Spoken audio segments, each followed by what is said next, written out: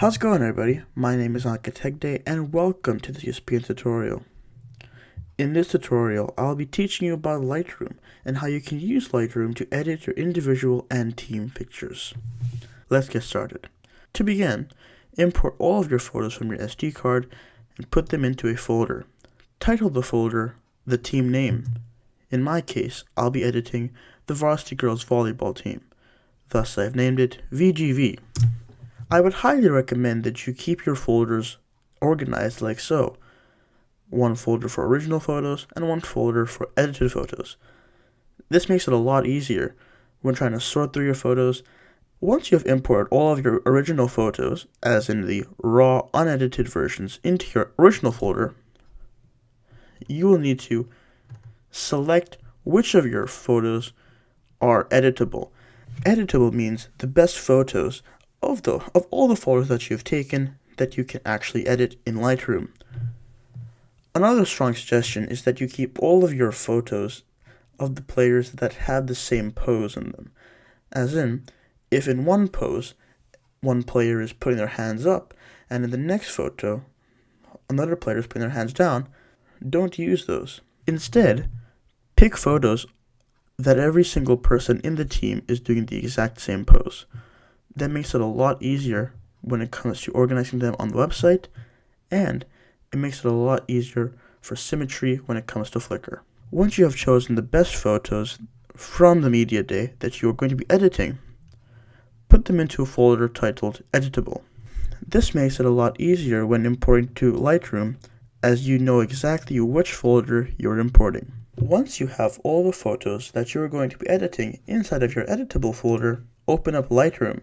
The easiest way to open up Lightroom is to use Spotlight and type in Lightroom. It should pop up. Once you have Lightroom open, your screen should look like this, having Library, Develop, Map, Book, Slideshow, Print, Web. You will need to drag all of your editable photos from your editable folder into Lightroom. Once you have dragged in all your photos into Lightroom, you'll pop up with a GUI like this. Check that all the photos that are selected here, as noted by this check mark, are the ones that you're going to be editing. Once you have checked that all photos that have the check mark on them are the right photos, click Import. Now that you have all your photos imported, click on Develop. Today, I'm going to first teach you how to edit individual photos. The individual photo, when you take it raw, will look something along the lines of this. The end product should look like this. Now, this may just look like a simple crop, but actually, there's a lot more to it that makes the photo look 100 times better. Start by selecting your photo that you wish to edit down here, and click on this crop right here. This crop right here. Once you click on the crop right here, make sure that the aspect ratio that you have chosen is 4:6. Now, in most cases, at least for our cameras, the default aspect ratio will be set to 4:6, but it's always good to just double check and check there. Now what you should do is move your cursor to the top left-hand corner and just drag downwards. Your goal is to keep the entire subject in the frame and give them adequate headroom and not show too much of the legs. Once you have cropped your photo to your liking, press enter. Now, we're going to first start off with editing the background. In our individual photos, we would like a black background, but oftentimes while taking the photo, that's not always the easiest to achieve. The easy way to fix that in post is by clicking on this brush tool right here, and under the effect, click the custom. This is on mine. It might see different on yours, but click this thing and you get a drop down menu. Click on shadows. For shadows, you will need to move your shadows bar to -100 and move your blacks bar to -7. An easy way to do this, to get to exactly around that -7 number, by just clicking on the number and typing in -7. Another thing that you need to also check is your flow. Your flow should not be 100%. Your flow should be more around the lines of 70-ish, because that will not make it pitch black. It'll make it intentional, and it'll make it natural. To increase your brush size, scroll up.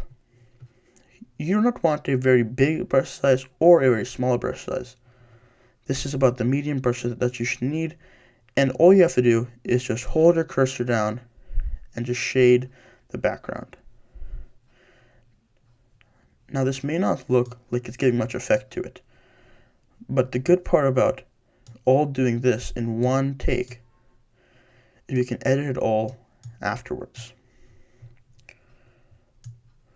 Once you have shaded in all the background, and it may not be completely black to your liking, it's now the time to turn your blacks down lower. As you go down, you'll start to see it turn black. Now, you do not want to go down too much, or else you get an effect like this. Try and make it go a little bit lighter, but not terribly dark. Then shade a little more to make it give the more effect to it.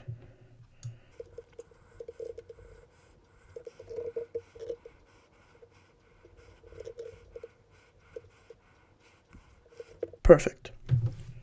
Now what you need to do is press new. This will create a new layer. It's important to create a new layer, or else all the changes that you made just now will get deleted by the end of the process. Now we want to work on the eyes. To work on the eyes, press the space bar, and then a magnifying tool will come up and click on the eyes. Another easy way to move around the picture is to hold space bar, and then the hand movement will come up, and just drag your cursor around. For the eyes, this is not always required, but it is recommended. Click on the effect, click on iris enhance, and leave all the settings as stock. Scroll down on your cursor to make the brush size smaller, and go over the eyes, just over one pass. That's all you need. Next thing we need to do is whiten the teeth. It's important to whiten teeth on every single person, or else you might get a very uneven flow of pictures. To whiten the teeth, click on the effect, click on iris enhance, which would be there already, after you have selected new to create a new layer, and click teeth whitening, and leave all these settings as stock. Don't make your cursor too small or too big, but it should be around the size of one tooth. And just go over the teeth like this. Not too many times or else it will become unnatural, and that's it. Next thing we need to do is all these marks on the face. This is not a requirement for all people, but for a lot of photos, it is recommended to clear these blemishes off, just because that's what the player wants the best. To do that, click right here on this tool right here, the spot removal tool. Then you have your little spot remover cursor like this. To increase the size of this, scroll up. To decrease it, scroll down. I would suggest keeping a relatively small cursor, as it will make it a lot more accurate in its selection. Simply click on a blemish, and Lightroom will automatically pick a similar skin tone to that area. Do that for all of the blemishes on the face, and you're good to go. The next thing you need to do is soften skin. This is a process that's always recommended after you do the spot removal tool, as the spot removal tool, while incredibly accurate, is not the smoothest of things. To soften the skin, click on the brush tool, make sure that you've selected new, click on the effect, and click on soften skin, and leave all these settings as stock. Increase your brush size. In this, a bigger brush size is better than a smaller brush size, and just simply drag your cursor around for one pass. It's important in doing this to never go over the eyes or teeth, and that's it. Remember to use this soften skin tool on every part of visible skin in the image. Next thing we need to do is work on some lighting again. As you see on this image over here, one side of the face is darker than the other. This is the effect that we want, especially for these studio lighting photos. To do that, click on the brush tool, click on shadows, turn your shadows to 0, turn your exposure to negative 40 to 30-ish, that's about the golden number. Decrease your brush size and just go over 1/2 of the skin.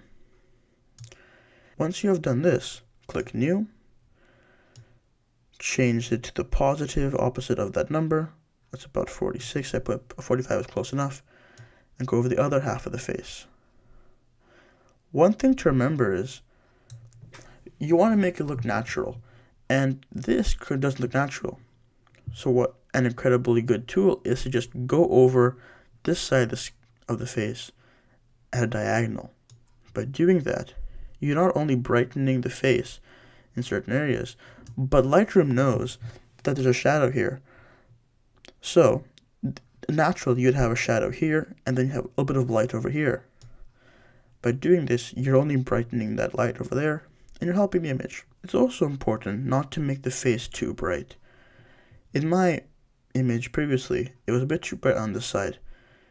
If you get a more of a neutral tone, it helps. And by this side being a little bit darker, and this side being not too much brighter than it, it helps giving that contrast that we need. Now it's time for exporting. For exporting the individual photos, we need to export it twice. The first time exporting it, we need it without the watermark. To do this, you click on File, Export, and then you would just go, and then here, make sure that I'll make sure that this watermark section is not clicked. Choose the folder to which you want to export it to, and click Export. The second time you need to export it is with the watermark. This version will be going on Flickr. Again, click File, Export, but this time make sure to select watermark. If you have not already set up the YISSPN watermark on your Lightroom, please do so. The instructions for this can be found on the YISSPN photography instructions. You'll need to export all of your individual photos, once with your watermark and once without your watermark. Save them in 2 different folders, one with watermark and one without watermark, and that's it. For the case of your team photos, there's really not much you need to do for it. All you have to do is click on the crop tool, make sure that you've selected the 4:6, crop the photo to not too big, not too small. Make sure that the people are centered in the photo. And if you have a ball in the photo, just keep the ball in the photo and press enter. That is the cropping that we want in this. Next thing we have to do is change the lighting. Now, Lightroom is actually pretty good at doing automatic lighting adjustments. To do this, just click Auto. Once you click Auto, they will automatically change the edits for you. Now it's up to your own judgment to change the photo to your liking. The first thing I would do is lower the exposure, as it's way too bright. Now that you have done this, you're basically done. The only thing that you could do is maybe lighten the teeth if you wanted to, do the iris enhance, and if you wanted to soften the skin. But to be completely honest with you, it's really not going to make a difference, as you are not going to be seeing all those things that close up anyways. For the case of exporting your team photos, you have to export only once, just once with the watermark. To do that, again click File, Export, choose a folder, and make sure that your watermark is selected, then click Export. Once you have exported both your individual and your team photos, send both of them to the person in charge of Flickr. And that's it. Thank you so much for watching this YISSPN tutorial. I'll see you next time.